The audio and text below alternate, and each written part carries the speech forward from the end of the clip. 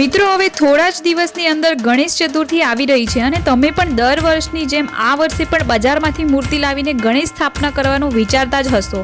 પણ શું તમને ખબર છે આ બજારમાંથી લાવેલી મૂર્તિ જ્યારે તમે વિસર્જન કરો છો ત્યારે આપણા એન્વાયરમેન્ટને કેટલું નુકસાન પહોંચાડે છે? 1 થી 2 મહિના સુધી તો એ પાણીમાં જ રહે છે અને આ બધું આપણે જોતા જ હોઈએ છીએ. તો આ વર્ષે પાયલ આર્ટ એક ક્રિએટિવ ગણપતિ મેકિંગ વર્કશોપ લઈને આવી રહી છે.